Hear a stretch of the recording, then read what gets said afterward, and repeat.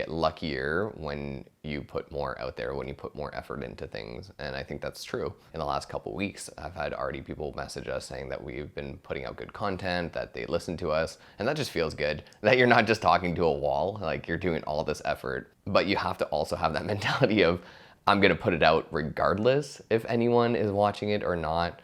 Obviously, you want to implement some strategies so that you have a better chance of being seen, but at the same time, you can't give up. We're going to chat all about the power of social media today. If you haven't realized, we actually did a 30-day content challenge to ourselves. We just brought this on ourselves. And it's been a challenge. So we wanted to go through what it looks like, what are the ups and downs of doing something like this, and what we found that has been really helpful for us in doing this and some of the growth that we've had. And we also want to share the very real side of it, where it hasn't just been, oh, so easy and as perhaps maybe successful as it looks sort of on the back end of things. We've definitely got some success doing it. We can see that the the car wheels are turning, and we're seeing followers, we're seeing a lot of likes, we're seeing some big views on some of our videos, some that maybe we didn't even think were gonna be the ones that were gonna make it. It's always the ones with the least amount of effort.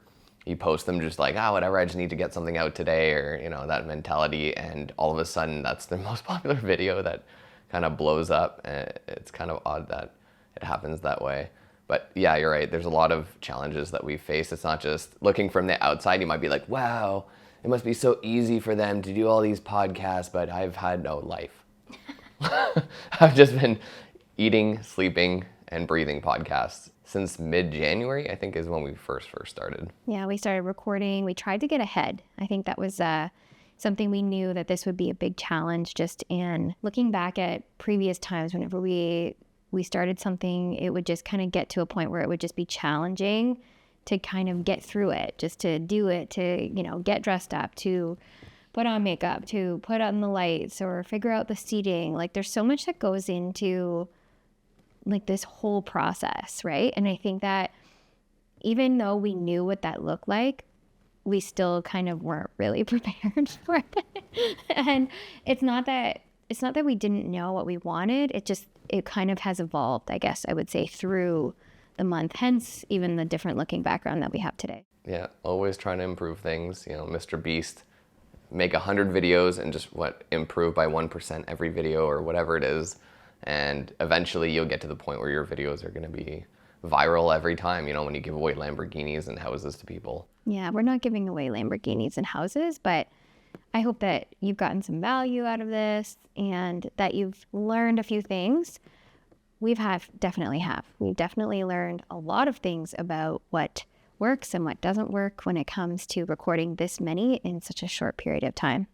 The question is, though, will we continue at this pace? I'm hoping, fingers crossed, that it's doable. I'd like to do every second day at the very least, 3 times a week, 3-4 times a week. It would be pretty awesome. I think a regular frequency is like once a week for most people.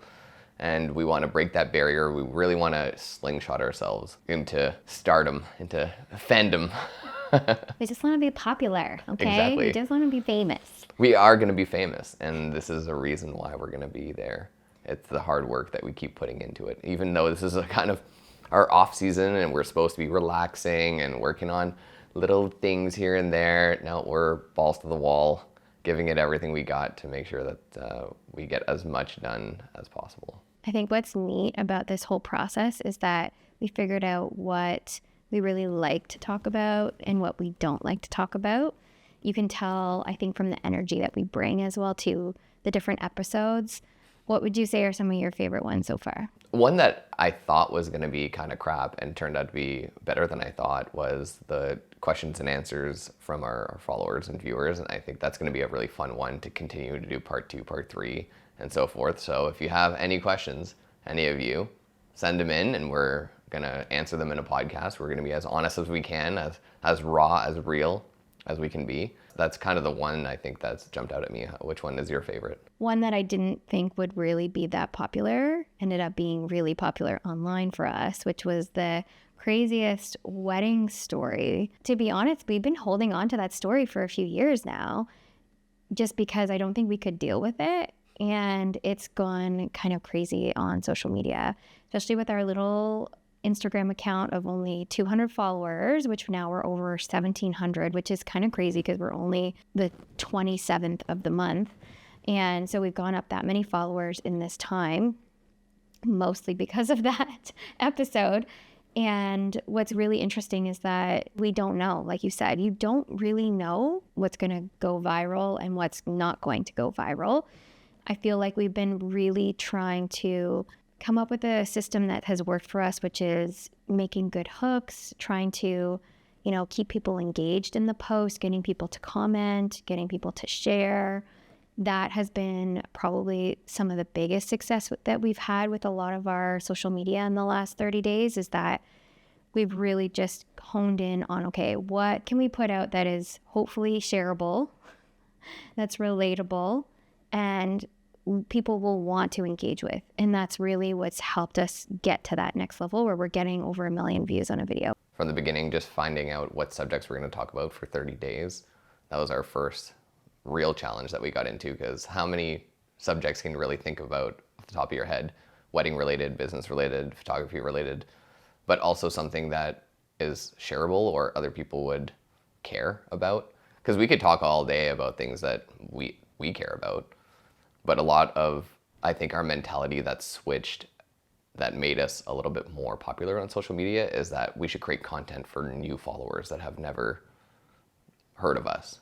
And we've always been in the mentality of we need to create content for the followers that we have so that they keep engaging with us, that they keep wanting to be with us. But at the same time, our clients are usually one and done with the wedding stuff, right? So it's not like keeping them engaged is really gonna create a lot of new business for us.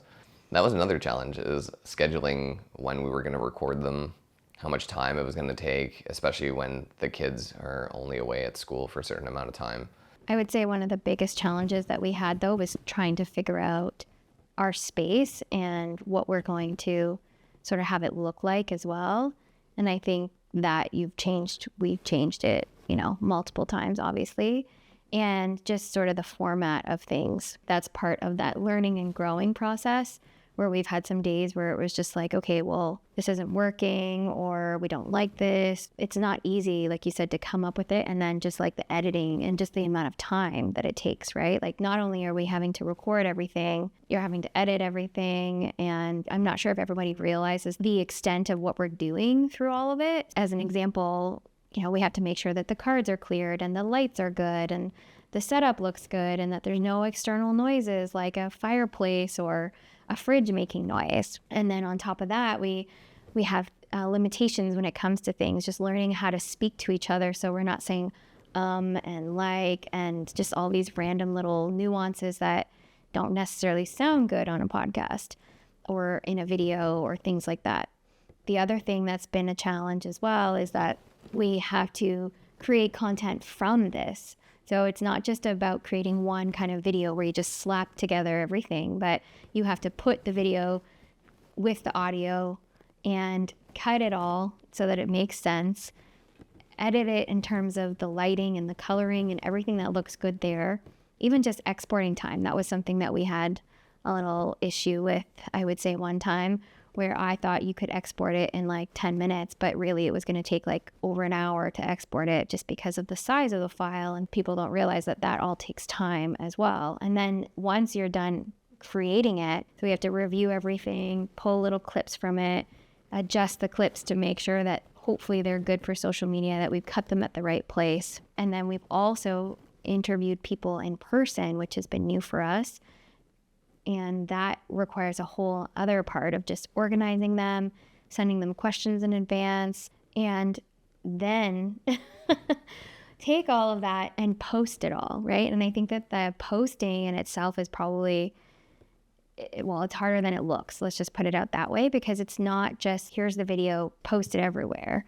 If you want to post it on Instagram, well, you have to literally put it in there, add the captions, a good hook in there, add the copy that goes in the bottom of the text, tag everybody. Like, it's a whole process. And that's just on one, right? That's not on multiple. Sometimes we've made 5 to 6 or 8 clips out of one podcast, and then we use that on social media. Plus we've got the blog and everything else. So yeah, it's a lot of work. And that's just one. Imagine doing 30. And there's 2 of us. Imagine somebody trying to do this and they only had one person trying to do it. Like, it'd be very hard. There are some benefits and some not so benefits of working together, because we make sure that we know what the goal is at the end. I think that's a hard one for people to figure out, is we're doing this because we do have a goal at the end. We have a goal in mind of where we want to go. And this is kind of just a roadmap of what's going to get us there, is to blow up on all these different social media platforms and monetize and get sponsored and ads and all those different things. Eventually, that's kind of where we want to go, because we need an exit plan as photographer and videographer. I don't foresee us doing this for the rest of our lives, mostly because it is a pretty physical job. I mean, we could probably do it for a while, but it's nice to be able to create some diversity in our income, maybe some passive income here and there. And I think we're just bred to teach, to be as successful as we've been. I think that really lights us up when we can do the same thing that we've done, but for other people. What would you say are the goals of this? Because you mentioned them and that what we want to do and how we want to get monetized and all that stuff, but what do you think the end goal is for this process? We did an interview with Jeff, the officiant, and he said you get luckier when you put more out there, when you put more effort into things. And I think that's true. In the last couple of weeks, I've had already people message us saying that we've been putting out good content, that they listen to us, and that just feels good. That you're not just talking to a wall, like you're doing all this effort to put out content and nobody is watching it or cares about it. But you have to also have that mentality of, I'm gonna put it out regardless if anyone is watching it or not. Obviously, you want to implement some strategies so that you have a better chance of being seen, but at the same time, you can't give up. It's definitely a long-term thing. And I think that's one of the reasons why we're starting off so hard right now, is to give us that momentum to make us last, hopefully, throughout the wedding season, because that's always been a challenge for us that I see coming up, is how do we balance this and our kids being out of school for the summer and us being super busy with weddings. How do you see that going down? I'll be honest, I'm sure it's going to be total chaos. And I think that that's just a reality that we face with the work that we do. But I also see the opportunity for us to have just so much more content to talk about. I think part of the reason that it can be really difficult for us to just do it at this time of year is that it's not fresh, right? All of the things those little things that happen at a wedding, they're like, oh, I should remember that. Like, we probably just don't remember them anymore.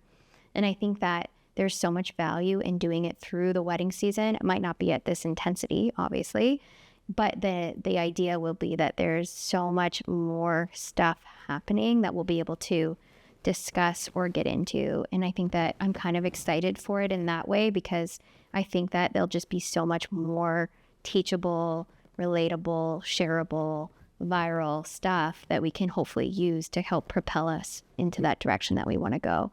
And it's not that, like you said, we don't want to give up weddings or anything like that, but not yet anyways, but we do want to have another source of income, because it would be nice for us to be able to create content. We have all the tools, we have all the capability, we have the skill set, we have the knowledge, and, personally, I think the guts to do it. And I think that it takes a lot of guts to do what we do. It's not just like, okay, we just show up and hope that we're doing a good job. No, like, this takes hard work. If you look at any of the big names out there, the big companies or whatever, they did a lot of this, what we're doing now, like talking to a wall for what it seems like.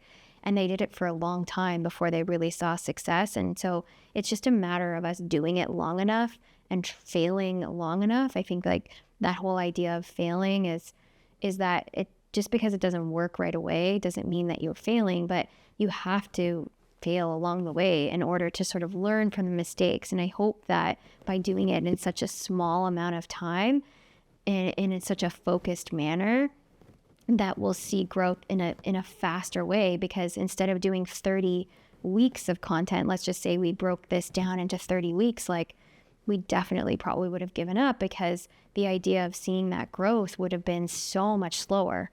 because we would have posted one a week and then like, okay, is it good? Is it bad? Oh, it didn't do that well. And then it's like, okay, well, we'll do one more next week, right? And it's just that growth is going to be so much smaller.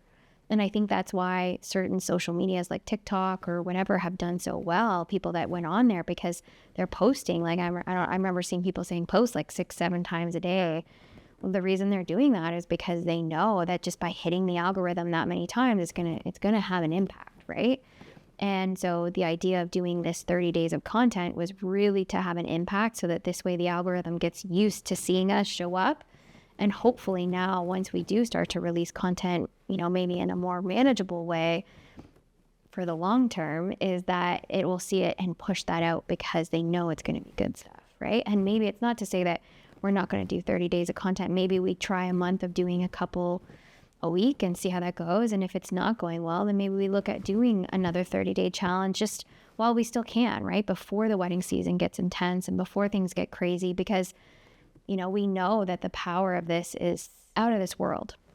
It can be more than what we've ever dreamed of. And really, that's what we're looking for. Doing 30 days of content in a row also accelerated the technical side of things, like the lighting and how I'm changing it up. And I've run into a lot of problems now. I'm blocking out the windows, but I usually leave them open, and the sun coming in and out is creating a lot of problems, color correcting all these different angles and matching them. How about learning that? Learning not to tap your ring on the chair. That was a whole other thing, a little tappy. The audio, if you go to earlier videos, we do inside the shirt, we do outside the shirt, we do a lot of different things, both of them in one camera, using separate cameras.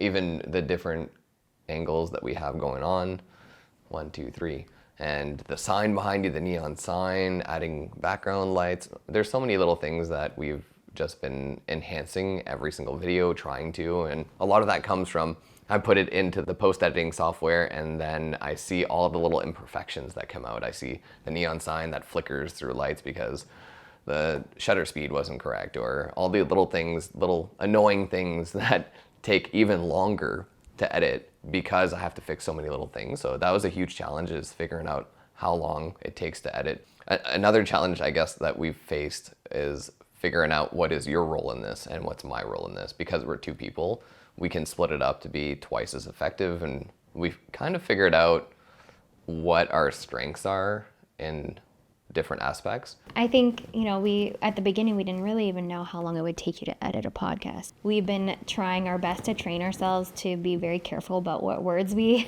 should be saying.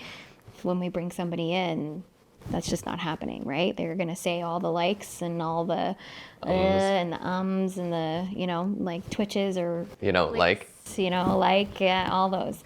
And I think I like the idea of doing one every other day, or doing like 3 a week. I like the idea of 3 a week because it's like a Monday, Wednesday, Friday, and then we don't have to worry about the weekends. It's pretty hard what we're doing.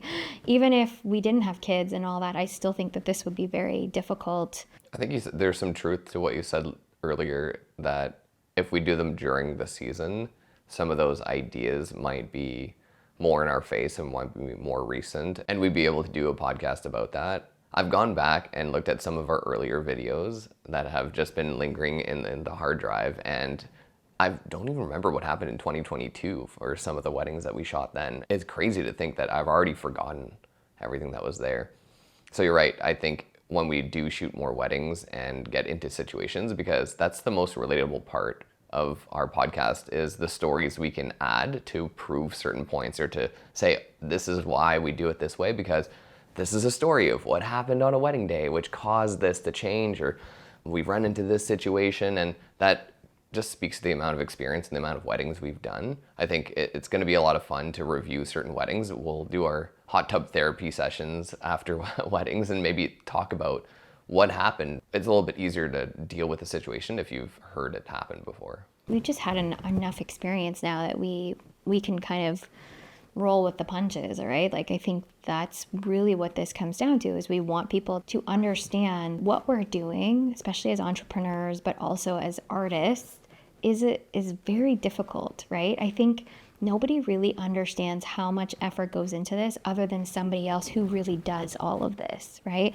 Even today you said to me, my brother who lives in a different country, has been watching all of our videos, and he's like, wow, you're putting out all these things. And he knows how much work that is, because he hears us talking about how much time it takes to do things, and he hears us doing all these things.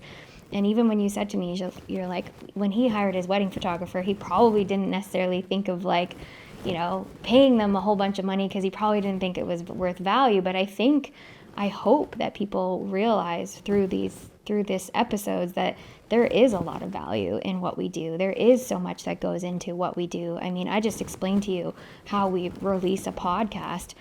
Imagine doing a wedding, where we're there for 8+ hours. We've got so many things that are on a tight deadline. We've got timelines and people and all these moving parts that go into a day. Like, this in comparison is easy, but when I talk about it, it still sounds very difficult, right? But our job is difficult. It is fun. It is a lot of fun, and we really enjoy ourselves, but it is not for somebody to think that this is an easy job. I don't want anyone to think that this is just like, a walk in the park, because it definitely is not. There's so much that goes into what we do. And I hope that that's what people get out of this, is they realize, okay, well, wow, to get this, they did all of that. And that's really what this is sharing our stories, sharing our knowledge, sharing our experience, and hopefully teaching others, that they can do this as well, but they're going to have to put in the work. And not only teaching other photographers and videographers, but teaching other vendors that maybe not know about our role.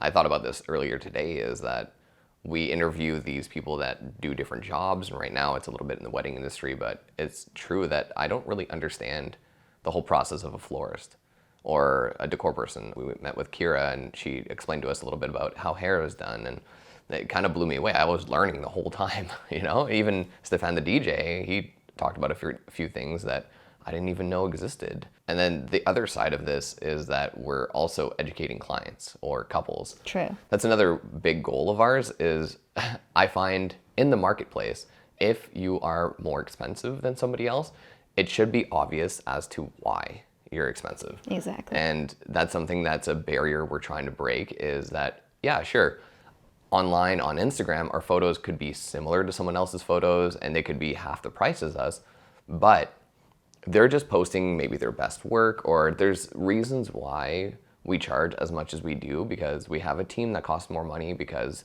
they're really good and have worked with us for years. We do so many weddings in a year, and so many weddings in a year equals a lot more experience to deal with situations that come up on a day. We've been to a lot more venues. We know the spots to take couples for the best photos. There's so many little intricacies, like you were talking about, of a wedding day, and the experience that you have can play a huge part into it. But it's also just educating, them about all the different pieces of a wedding that we can learn and get better at, because we've just shot so many of them. I think the client piece is huge too. That was something I wanted to mention, because hopefully, and I've had clients reach out to me being like, okay, so it's important to feed you first. And like, I know that sounds so silly, but when you explained it the way that you did in that episode that we did, it just makes more sense, right? Like, the way you explained it is that you just painted the picture of our reality at each wedding. The reality can have a huge impact on the overall quality and the overall experience that we have. And I think that a lot of people discount, like, we want to have a good experience too. Like, I don't want to walk away being like, God, that was the worst day ever. Like, I don't want to walk away like that, right? Like, and I think that we do a good job of finding clients who are similar to us and have that same vibe. And, I almost know instantly that the vibe is there. You can just tell, we're laughing, I can be myself, I can drop F-bombs. Like, that's the type of people that we want to hang out with on a wedding day. I don't want to hang out with someone who's constantly looking over my shoulder or worried about what I'm doing. Like, that's not fun for us, right? We don't want that. I don't want to feel that they're like always watching every single thing that I do, or they're concerned that I'm going to miss something, or they're stressed out about what, like, that's just not the experience that I want to have. I want to be able to completely like immerse myself into their family and feel like a part of it and know everybody's name and be able to just sort of play a huge role in that day. And I do that because they trust me and I trust them, and I can be myself and they can be themselves. And that's how we get like to where we are today. It's not just because I show up and I have a decent camera and I take nice pictures. It's so much more than that. I would say that our job is so much less about taking photos than anything else, or videos than anything else. I would say everything else that goes into it is worth more than just the quality that we bring of our photos and videos. The only reason they get that experience is because they're hiring people that they trust, right? And that's the hard part to sell people on, is the experience. Because other than maybe some word of mouth or some reviews, people don't see the experience. They can't experience it, or they can't have even like a sneak peek into it. It's very, very hard to see that happen at a wedding. It's just a price tag, right? Like I'm just like here with the price tag over my head, and that's all you see. But how to get those photos, how to get those genuine moments is because of the experience, right? That's how they get those beautiful photos. That's how we get those beautiful moments captured, is because they trust us and they know that we're there capturing it, and they're not looking over their shoulder being like, oh, is the photographer here? She needs to take photos of this. Okay, Dad, now hug me. Like, that's not what's happening here. Like the moment's happening and we're there and we're capturing it. That's the part I think people don't realize, that it's so much more value than what it is we actually deliver on. And then what also makes us different than other photographers, because again, comparing apples to apples with photographers is really difficult because everyone has their own style. Everyone has their own experience that they give a couple, and every couple is different. So finding somebody that you jive with, that you mesh with, is really important, because there just are so many different ones of us and also different couples. I would say it's the most important. Like the vibe to me is way more important than anything else. And I would say we give more direction than most people, or I wouldn't say it's too much. That's the thing, is it could be misinterpreted as, well, I want to just have candid photos. I just want to have this. I just want to have that. But clients don't really know what parts are candid, what parts are posed. It's really hard. We could just blast it on our website and say, yeah, we don't pose anyone, and here's the galleries we create. But that's not truthful. We do give a lot of direction, and we hope that the clients that come to us want that. We give the direction when it's needed, and sometimes it's needed more than others. And I think that it's just not the type of people that we are to just sort of sit back and let them feel awkward. We're just not that people. We want them to have fun. We want them to have a good time. We want to be efficient with our time, and we want to make sure that we get all of the important moments that they want captured. And we do that in a way that I feel like is truly genuine in our approach, and the way that we approach everything in our life is that we just want to have fun and make it easy for everybody. And the way that we make it easy is by telling them what to do if they need it, right? It's not like, there are some couples that are just naturally flirty and will do all these cute things, and that's just easier for us, right? But a lot of that comes from education, right? We educate our clients on all of that. We do an engagement session. They listen to our podcasts. They listen to our things, so they have an idea of what it's going to be like on their day. And they trust us. And they have an idea of who we are as people. And that's another big part of using Instagram or using social media to leverage it, is you can't just be a faceless company. It's always been about people are invested and they trust the humans that are behind the name. And that's why with us, our profile photo is a photo of us, because we show that we're humans. We have to show more of our faces. We have to explain even little things like, oh, I use hot sauce, and like, you like Jillian Harris. And those are all things that are really important, because people will connect with you on that. And hopefully like-minded individuals that like the same thing generally like other things that are also the same, and that's the kind of people we want to attract. I had somebody today that told me that our social media was very much a real version of us. When she said that to me, I was just like, I was so happy, because I feel like that's hard to do. There's always that fine line of, yes, I have an opinion on something, or I'm about to do something. Do I record myself talking about it, doing it? What do I show and what don't I show? Do you have any tips for anyone that is struggling with that? Of, do I show too much? Do I show not enough? Where do I draw the line? A lot of the time, the way it works on social media right now, anyways, in this moment, is that your followers don't really see a lot of what you post. It's all about the new followers. And that was something that we only learned really in the last couple of months. And it's actually changed my perspective on what I talk about and what I post, because I realized that it's mostly just my friends that see my regular stories or whatever, and maybe a few like really into us clients, and then the rest is all new people. And what I like to do is just think like also that stories are only for 24 hours. So if you post something and it's not really like anything, it's only on there for 24 hours. It's not forever. And even on your posts, like how often are people going back and looking at all your posts? I like to sometimes. We started looking at some of our old stuff recently, and it's like so cringy. But at the same time, it's what we did and what we tried, and we failed, or at the time maybe it didn't feel like we were failing. Maybe we felt like we were doing everything right.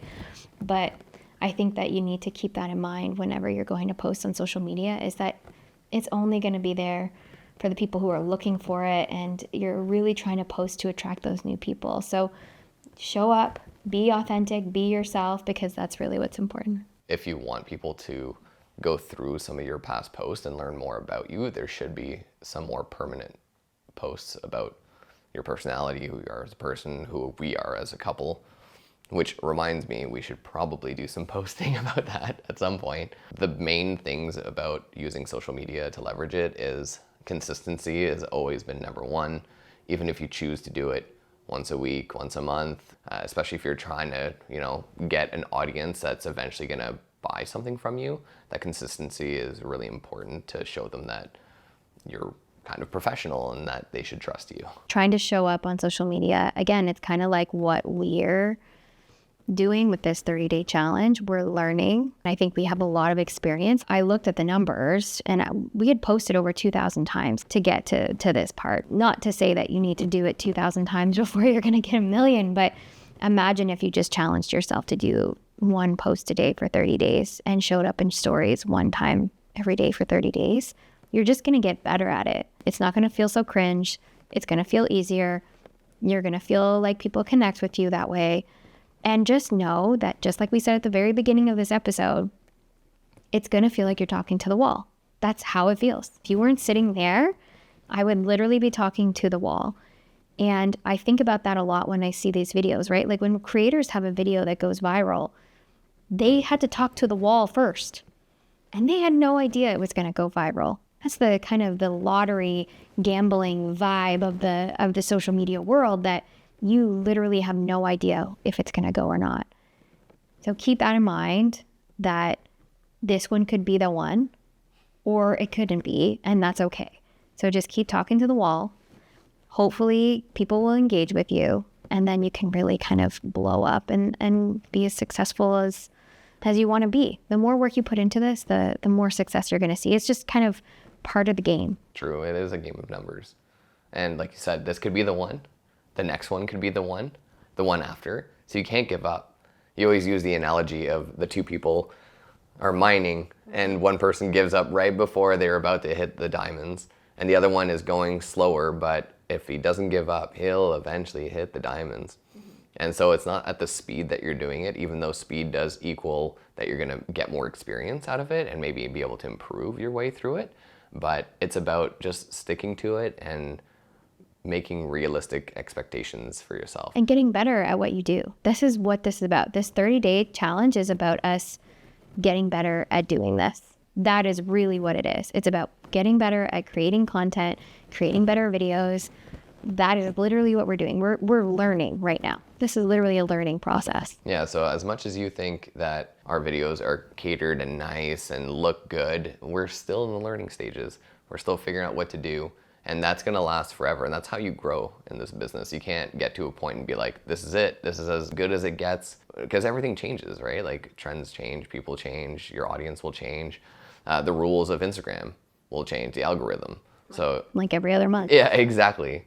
So if you're out there making content, be like us, get on it, challenge yourself if you want to. Put it out there that you're doing the challenge. I think that accountability plays a big role, because I don't want to feel guilty. I don't want to let you down. I don't want to let our viewers down saying that we're going to put out all this content and then quit halfway through. Like, what message does that send? And just one post a day is 365 posts.